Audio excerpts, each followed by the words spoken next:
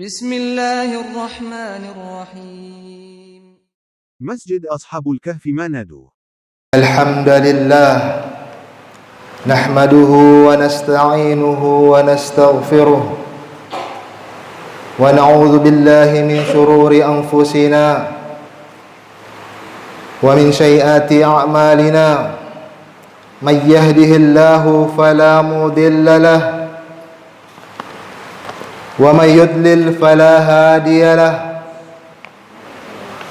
وأشهد أن لا إله إلا الله وحده لا شريك له وأشهد أن محمدا عبده ورسوله لا نبي ورسول بعده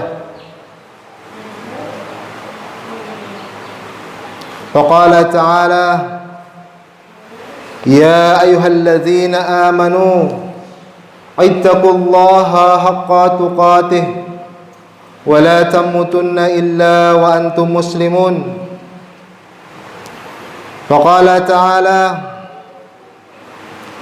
يا أيها الناس اتقوا ربكم الذي خلقكم من نفس واحدة وخلق منها زوجها وبث منهما رجالا كثيرا ونساء واتقوا الله الذي تساءلون به والأرحم إن الله كان عليكم رقيبا فقال تعالى يا أيها الذين آمنوا اتقوا الله وقولوا قولا سديدا يصلح لكم أعمالكم ذنوبكم ويغفر لكم ذنوبكم ومن يطع الله ورسوله فقد فاز فوزا عظيما أما بعد فإن أصدق الحديث كتاب الله وخير الهدى هدى محمد صلى الله عليه وسلم وشر الأمور محدثاتها وكل محدثة بدعة وكل بدعة ضلالة وكل ضلالة في النار.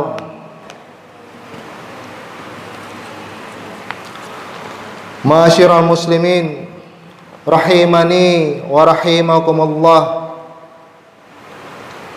Marilah kita tingkatkan ketakwaan kita kepada Allah Subhanahu wa taala dengan sebenar-benarnya takwa, yaitu dengan menjalankan segala perintahnya dan juga perintah Rasulnya sallallahu alaihi wasallam, serta dengan menjauhi segala larangannya dan juga larangan Rasulnya sallallahu alaihi wasallam. Saudaraku yang saya cintai karena Allah, bersyukurlah kepada Ar-Rahman al-Arsy istawa. Dialah yang maha tinggi beristiwa di atas arsy, atas segala limpahan nikmat dan hidayah, sehingga kita diizinkan menunaikan salat Jumat berjamaah yang mulia ini, dan sampai saat ini kita masih dalam keadaan memeluk agama yang hak, yaitu agama Islam. Ma'asyiral muslimin rahimani wa rahimakumullah.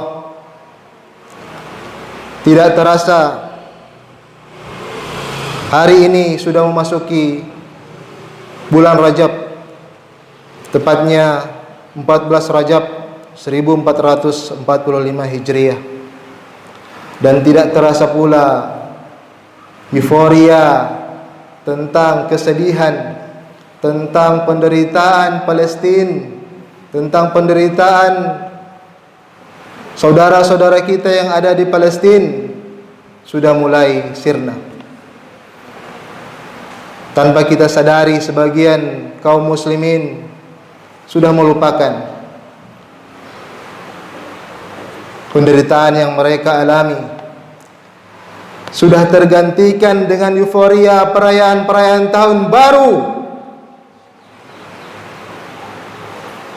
dan perayaan-perayaan yang lain yang notabene bukan perayaan dari kaum muslimin.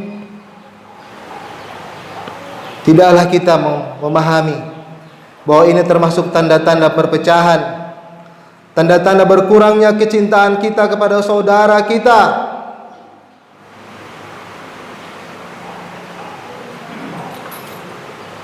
Sahabat yang mulia Abu Musa al-Asy'ari radhiyallahu anhu meriwayatkan, dan riwayat ini sahih, dicantumkan oleh Imam Muslim dalam sahihnya.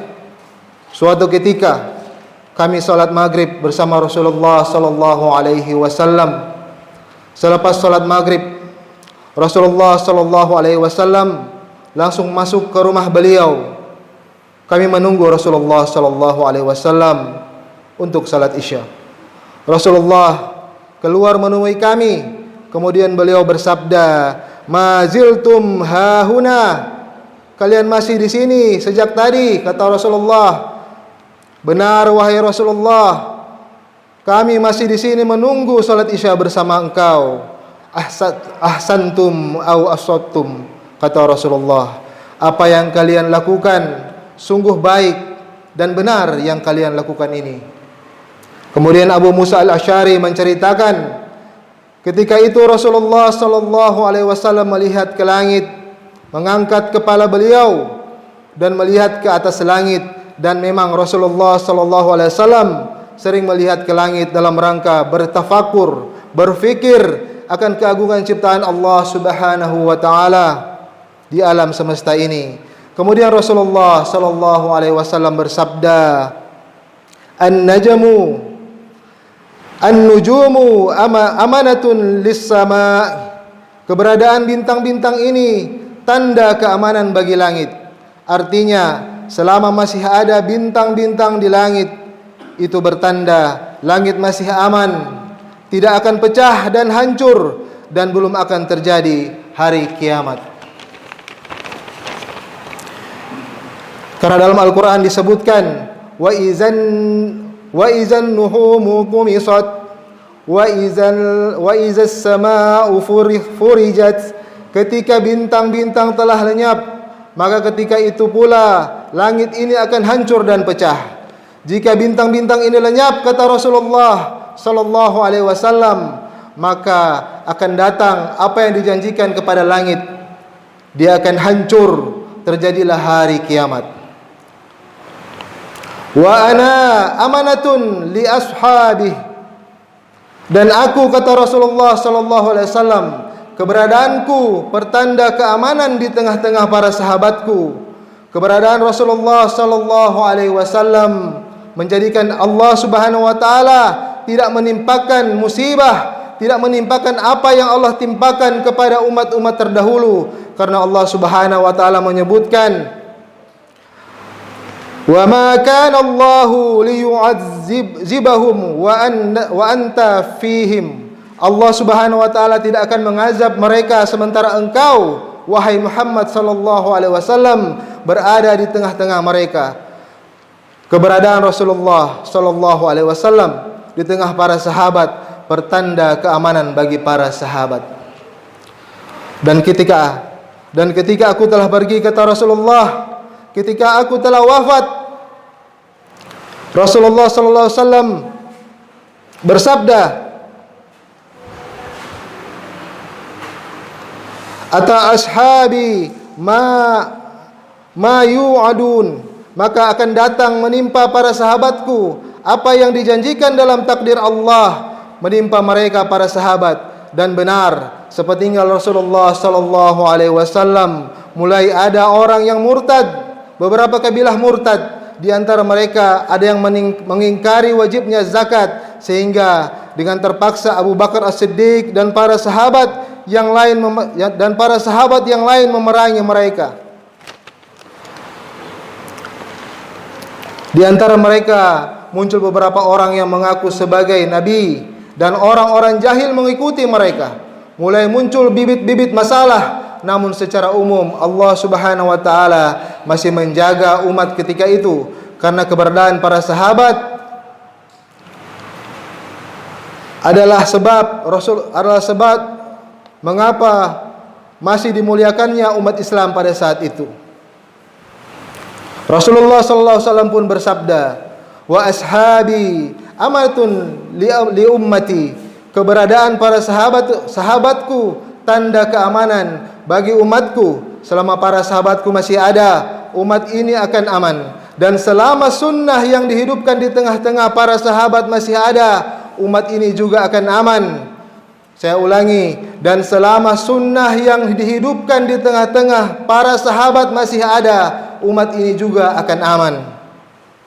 Namun setelah para sahabat wafat, maka akan datang apa yang dijanjikan menimpa umatku, kata Rasulullah sallallahu alaihi wasallam.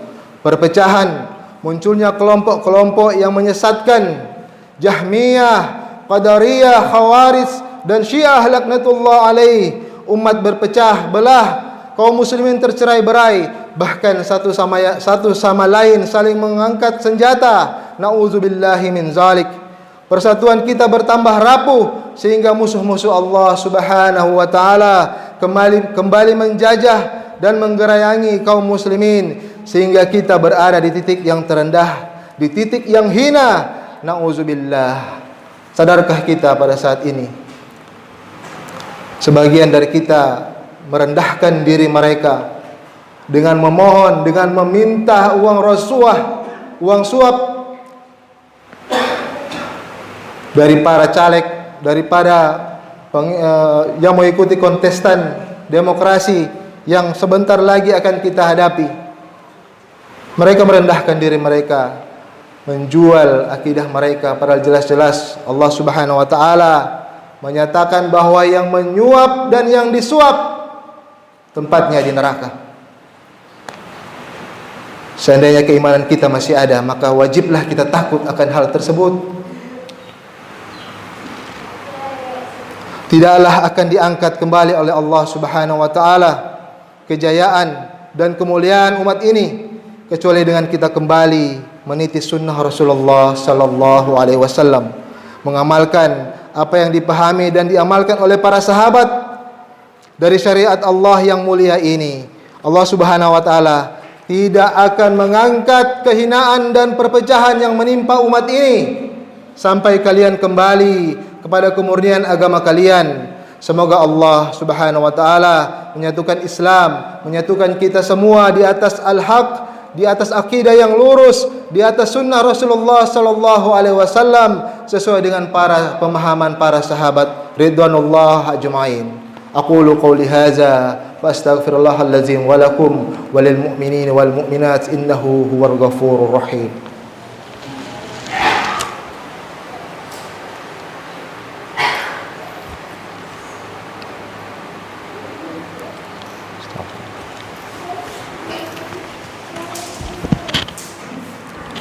Innal hamdalillah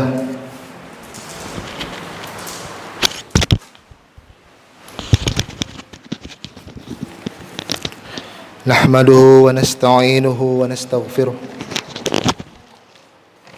na'udzu billahi min shururi anfusina wa min sayyiati a'malina may yahdihillahu fala mudilla lahu wa may yudlil fala hadiya lahu wa asyhadu an la ilaha illallah asyhadu anna Muhammadan abduhu wa rasuluhu, amma ba'd. Ya ibadillah, saudaraku yang saya cintai karena Allah,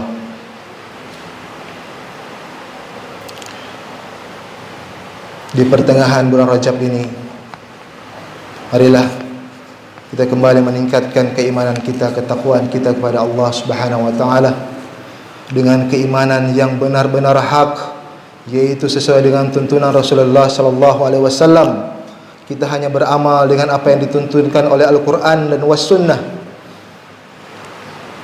Karena Rasulullah sallallahu alaihi wasallam bersabda dalam hadis Bukhari dan Muslim, dalam sahihain, barang siapa yang membuat suatu perkara baru dalam agama kami yang tidak ada asalnya, maka perkara tersebut tertolak. Kita persiapkan diri kita, kita persiapkan saudara-saudara, keluarga kita untuk menyambut bulan Ramadan yang sebentar lagi insyaAllah akan kita songsong, yang sebentar lagi insyaAllah kita masuki, dan semoga kita semua telah siap beramal dengan amal terbaik. guna memperbaiki diri kita dalam ketakwaan kepada Allah Subhanahu wa taala. مخالفته للهوى